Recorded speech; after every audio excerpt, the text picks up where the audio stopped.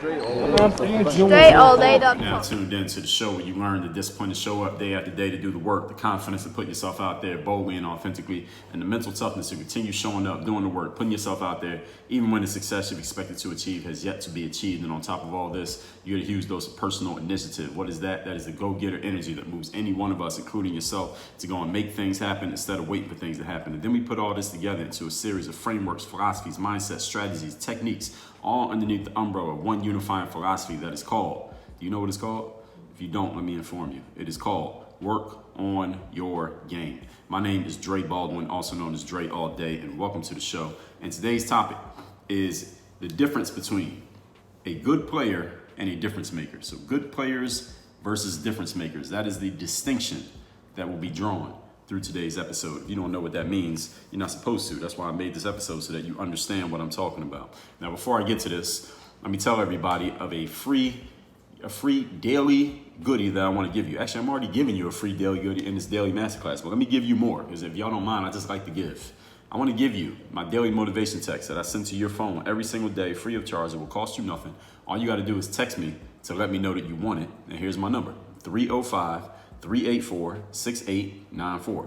When you text me there, you will be receiving, after you text me there, every morning you're going to receive my daily motivation text straight to your phone, free of charge, every single day, like I just said. So a text message is easy for me. For somebody who does a podcast, masterclass episode solo every single day, a text message is easy work for me. So I will send you that daily motivation text. Even though it's easy, it's still going to be very substantial. It's still going to give you some serious game every single day straight to your phone. So text me at 305-384-6894. Now, today's topic, this is something that I was thinking about. Actually, it's a concept that I actually shared in a keynote speech I gave at the beginning of December of 2021. And it's something that I hadn't talked about in a keynote before, but I thought it was a pivotal point to make, an important point to make to go along with what I was talking about, because I was actually giving a keynote speech around the concept of my newest book called The Third Day. So many of you have read this book. I know a bunch of you have this book. If you don't have this book, you see it right here in my hands. You can get it at the link down below, which is thirddaybook.com. And if you're watching on video, you see all those red books behind me. Not all of those are the Third Days. I got a couple other red books, but 100 Mental Game Best Practices, Mental Handbook, Mental Workbook, they all actually have red covers or a red spine. But a bunch of those red books are actually the Third Day. Those are for you. Those are not for me. I already wrote the book. I don't need those. Those are for y'all that I keep sending out and replenishing. If you haven't gotten that book, then go to the link down below. Claim your free copy of the book. The link is thirddaybook.com. But anyway, I was giving a speech about the third day, around the framework of the third day. And I introduced this concept there, and I said, you know what, everybody needs to hear this, so let me explain it to all of you.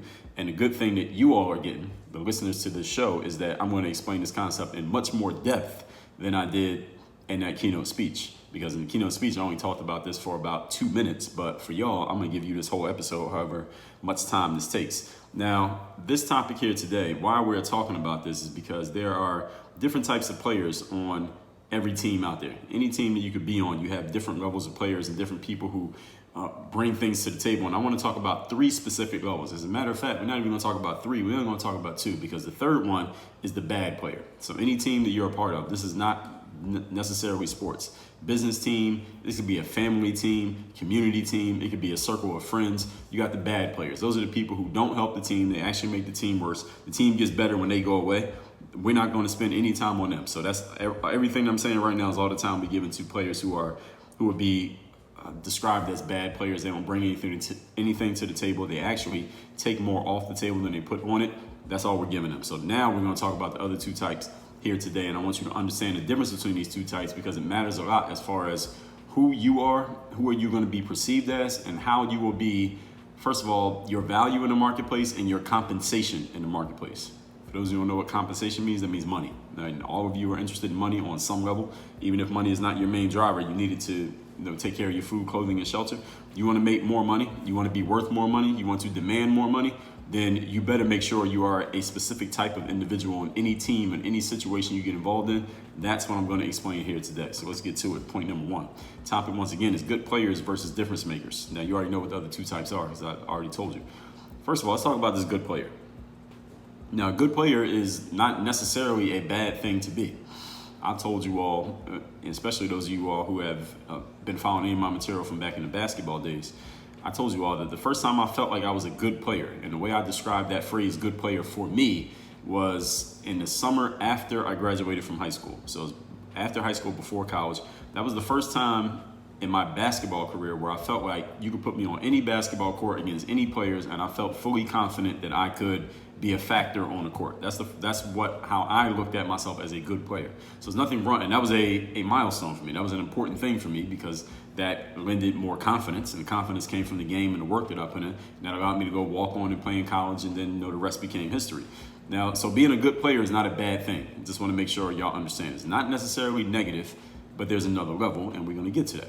A good player is a player who, on any team, in any industry, they do their job, they show up consistently, they contribute, and they are an asset to a group. And the way I'm defining asset here is dictionary definition of asset, which is, actually dictionary has multiple definitions of the word asset, but let me give you one of them. The basic one I want to give you is a useful or valuable thing, person, or quality. Okay, so I'm not talking about the financial definition of asset, which is something that puts money in your pocket. I'm talking the noun definition, a useful or everyday noun definition. Useful or valuable thing, person, or quality. So an asset means useful or valuable. Okay, there's nothing wrong with being a good player. That means you are useful or valuable to any team that you're a part of. Those are positive adjectives, okay? And you will help your team continue to be good.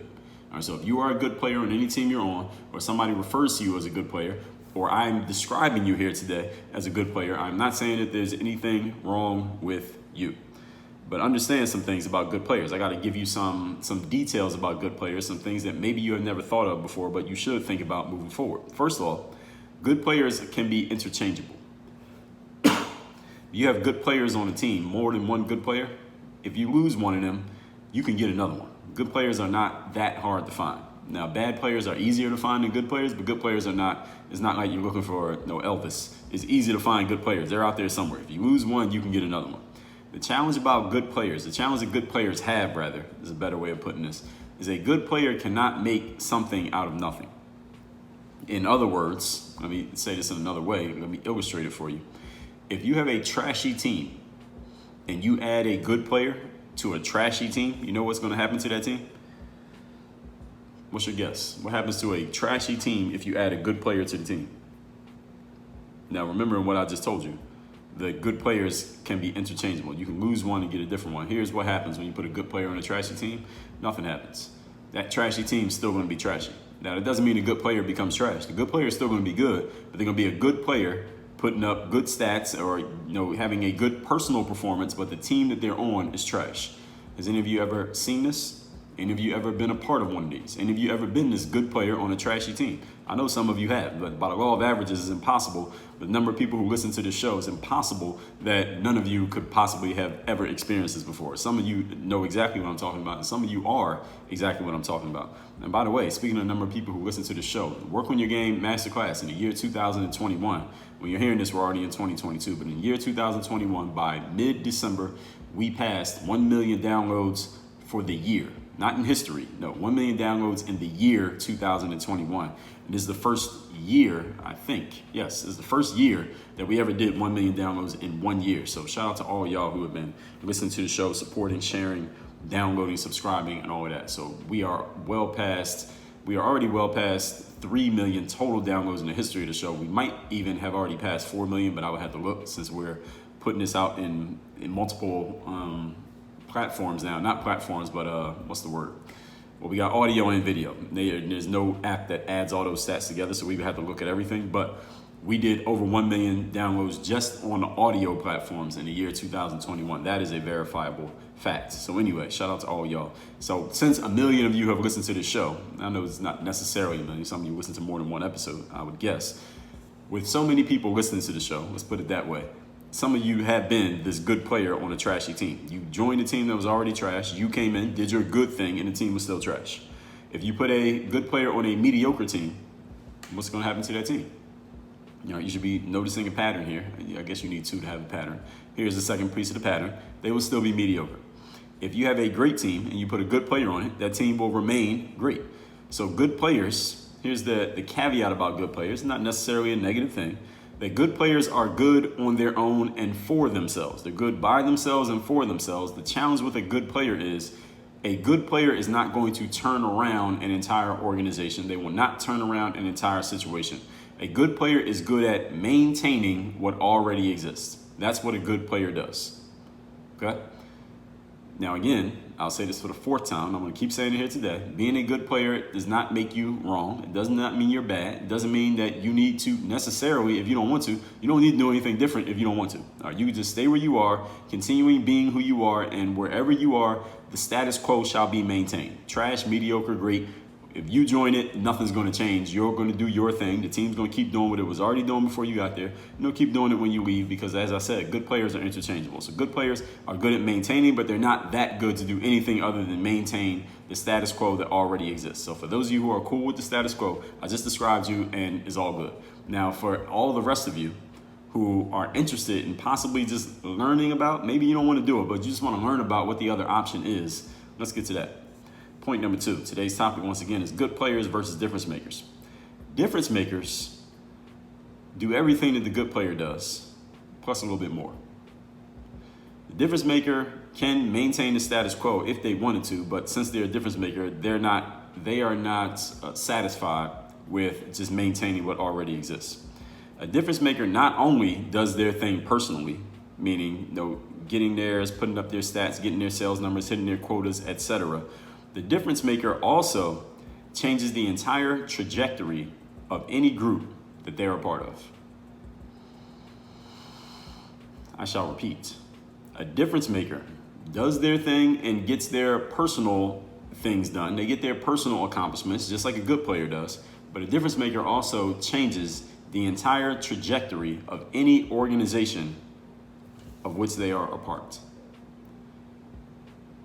If you put a difference maker, let's illustrate this one. You put a difference maker on a trash team. You have a difference maker join a previously trashy organization. You know what happens? That trashy organization will soon be good or mediocre or very close to good. If you put a difference maker on a good team, that good team becomes great. You put a difference maker on a great team, that great team becomes a juggernaut. That's what a difference maker does. To give you some examples, in basketball, for example, this is the sport that I played and the one that I know the best, so this is the one that I'll use as an example. There's a certain group of players in basketball at all times, and the NBA will use, since any of you knows basketball can relate to the NBA. There's a certain group of players that we call the superstars. The superstars is usually fewer than 10 people. Actually, it's always been fewer than 10 people who are so good that you can put them on any team and they're going to make that team, worst case, competent. That's what a superstar does.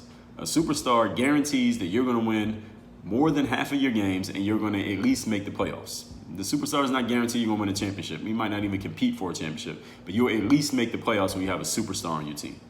Down here in Miami, for several years, this team, the Miami Heat team, was not very good. It was after they won the championship in 2006. Then for a few years, the team was mediocre at best, or they were mediocre / good for a few years.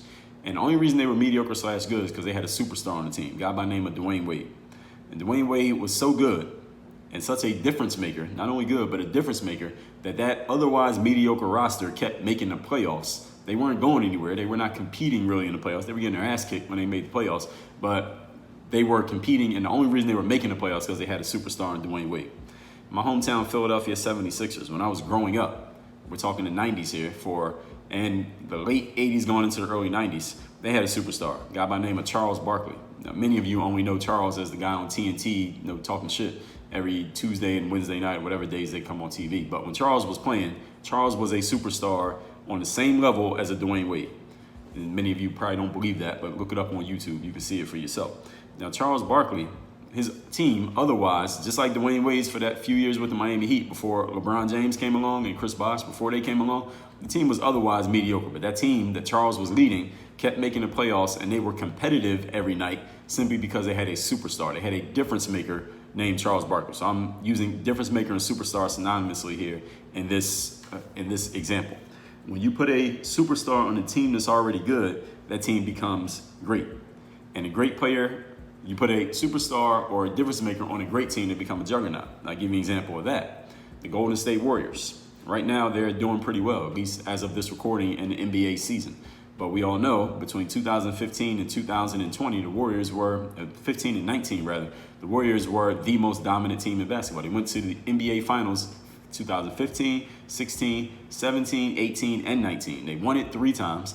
And the other 2 times that they lost, once they lost a Game 7 in the last minute of the game. That was to the Cavaliers in 2016.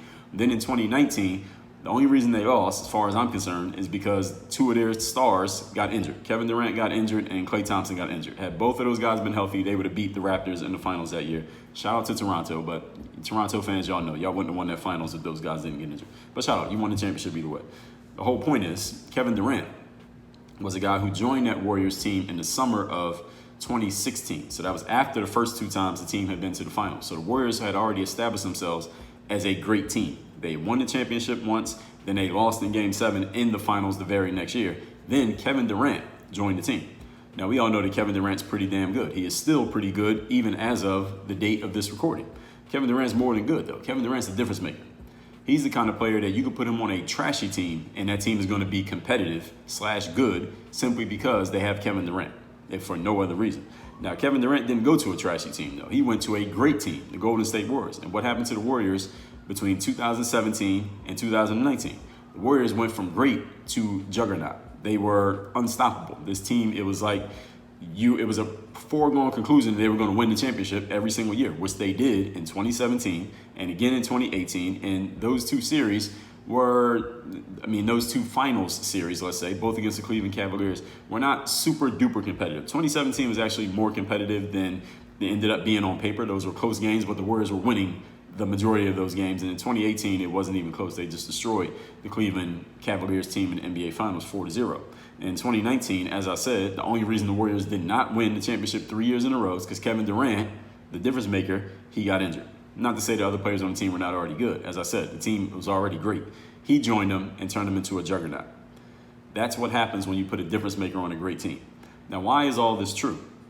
The reason this is true is because difference makers not only do for themselves, because Kevin Durant is pretty damn good at what he does for himself. Dwayne Wade, Charles Barkley, pretty damn good at doing things for themselves. Difference makers change the energy of the entire room when they walk in it. That's what a difference maker does. And again, I'm just using sports as an example here to illustrate the point. But this applies in business, this applies in families, this applies in community organizations, this applies in a volunteer organization, any group. A difference maker is the type of person who changes the energy of the whole situation just because they got involved in a situation. A difference maker represents a new set of possibilities for everyone involved in a situation. And I want you to understand that there are not many difference makers out there. They are few and far between. So you have to be careful to not misidentify a good player as a difference maker. There are many good players. There are not many difference makers. Difference makers are few and far between. Just like, and the reason I brought up basketball, the example right now in the NBA, I'm not going to try to name every difference maker we have because I'm probably going to miss somebody, but there are fewer than 10 difference makers out there. Kevin Durant is a guy who I would still name as one of the difference makers in basketball. The Greek freak, Giannis Antetokounmpo in Milwaukee, he is a difference maker. LeBron James, he's older and he's got many miles on his legs. He is still, to this day, he is still a difference maker. And again, I'm not trying to name everybody. This is not an all-inclusive list. But these are a few guys that I would name as difference makers. Nikolai Jokic, who is the reigning MVP of the NBA as of last year. I believe he's Serbian. He is a difference maker. These are just 4 examples of difference makers. I would have to say Steph Curry is a difference maker. He's a little bit different breed from those other guys, and he's been on the same team his entire career. His team built around him has always been very good. But we would still have to call Steph Curry a difference maker. And again, those are just a few examples. It is not an all-inclusive list. But there are not too many. If you're counting the difference makers in any industry, field, organization, and you're counting past 10, all right, you are giving some people some credit that they don't deserve. There are a lot of good players. There are not many difference makers. And again, note the things about a difference maker. They're the people who change the energy of the entire situation when they walk in. They're not just good at what they do. There are a lot of people good at what they do. The difference maker changes the energy and they change the opportunity. They change the possibilities for everybody just because they're involved. And though that is what separates the difference maker from the good player. All right, point number 3. And remember, the difference makers are few and far between. Point number 3, today's topic, once again, is good players versus difference makers. If you want to be a difference maker, understand 2 things. First of all, tomorrow I'm going to do a whole episode on how to become one. But secondly, here's what I'm going to tell you right now. To be a difference maker, understand that the game is bigger than just you. When you're a difference maker, it's not just about you. It's not just about what you get. It's not just about what you did. It's not just about your contribution versus everybody else's contribution. If you want to be a difference maker, understand it's not just about what you get and taking care of yourself, because good players can do that. A good player can get away with just focusing on themselves. They clock in, they clock out, and go home. All right, you as a difference maker, you can't do that. You don't get that luxury. As a difference maker, you must see the bigger picture, and you must see the entire chessboard, not just the part of the board that pertains to you. Let me say that one more time, and I'm going to go deep in this tomorrow. To be a difference maker, you cannot just think about what you get, what you've done, what your contribution was. You must see the bigger picture and play the entire chessboard, not just the part that pertains to you. Understand that being a difference maker is a lot more responsibility than being a good player, and being a difference maker is not for everybody. There are a lot of good players who think they want to be difference makers until they actually get into the difference maker role and they realize how much work it is. Many of them go right back to being good players. Some of them will admit that, and many of them will not. But there are a lot of people who think they want to be difference makers because they see all the ROI that comes from being one, all the rewards that come to difference makers, and they say, well, I want the rewards. They don't understand the work that comes with it. They think it's just being a good player, but no, it's not. A good player is a person who can clock in and clock out. All right, that's the person who works 9 to 5. Y'all know what I mean when I say that? I'm saying it metaphorically, but also literally at the same time. This is a person who can show up to work, and when you get to work, you focus on work, and when work is over, you leave work, and you can leave all your work at the office. That's the good player. The difference maker is the person who you live, breathe, eat, sleep, and shit the work. You can't leave it at the office. It's impossible for you to leave it at the office, whether it's part of your wiring and you can't, or because you took the role and now you don't have a choice. Either way, you can't leave the work at the office. Difference makers are those type of people. And as I said, difference makers are few and far between. Difference makers don't have a timesheet. Right? They don't clock in and clock out. You know why? Because they're always on the job. There is no clocking in and clocking out. They never start work and stop work. It just keeps going. And you want to know something? As I said, I'm going to do an entire episode just on the concept of becoming a difference maker, because it's that important of a point, and I want to make sure all of you understand that there is a significant difference between a good player and a difference maker. And many of you right now might be thinking about what I've said, and you might think that you know a difference maker, or you might even think that you are a difference maker. But I want to make sure you know exactly what they are. I'm going to describe them tomorrow so that you can be sure that you are if you're going to call yourself one. Because if you are, there are certain things that come with it that you would know as soon as you hear about it. And if I say it and you're not familiar with it, then good news and bad news. The good news is you don't have the responsibility of a difference maker. The bad news is that's because you're not one. But you'll know for sure by the end of tomorrow's episode. Some of you already know whether you're a good player or a difference maker. But some of you might be kind of on the fence right now and think you might be. Tomorrow we're going to clear all that up. So with all that said, let's recap today's class, which is good player versus the difference maker. There are 3 types of players on every team. We got the bad players, which we don't need to waste time on because they don't listen to the show. But let's talk about the other 2. Number 1, good player does their job, contributes, they're an asset to a group. This is a valuable person. Put them on any team and they will help that team stay where they are. Good players can be interchangeable. You can lose one and pick up another one. Challenge with good players is that they do not make something out of nothing. You put them in any situation, what they will do is maintain the status quo. Good, they'll stay good. Bad, they'll stay bad. Great, they'll stay great. But they do not change the trajectory of a situation. That's the difference with a difference maker. Point number 2. That's the difference with a good player. Point number 2, difference makers not only do what they need to do personally, but they change the entire trajectory of any group that they're a part of. Put a difference maker in a trash organization, they become at least mediocre. Put them on a good team, they become great. Put them on a great team, it becomes a juggernaut. Why is this? Because difference makers change the energy of the entire room, and they are few and far between, so do not misidentify good players as difference makers. Point number 3, if you want to be a difference maker, understand that the game is bigger than you. It is not just about what you get. You can't get away with just focusing on yourself. You have to see the entire chessboard, not just the parts that matter to you. And not just the parts that pertain to you, rather, but actually that's an oxymoron because everything pertains to you. Good players get to clock in and clock out. Difference makers don't have a timesheet because they're always on the job. So tomorrow we're going to go deeper into this so you know exactly who is one and who isn't. And again, if you're giving it out to too many people, you're probably not understanding the concept. But I'm going to make sure you don't make that mistake. So all that said, Send me a text. You can get my daily motivation text every single day. I guarantee you, every difference maker who listens to this, they get that text. My number is 305-384-6894. And group coaching program is my bulletproof mastermind. Every week I do a live training on mindset and business, and my one-on-one coaching is the 3rd day mastermind. There you can sign up for a call, talk to me, let me find out where you're at, where you want to go, and how I can possibly help. Both options are available at workonyourgameuniversity.com. Work on your game. Dre all day.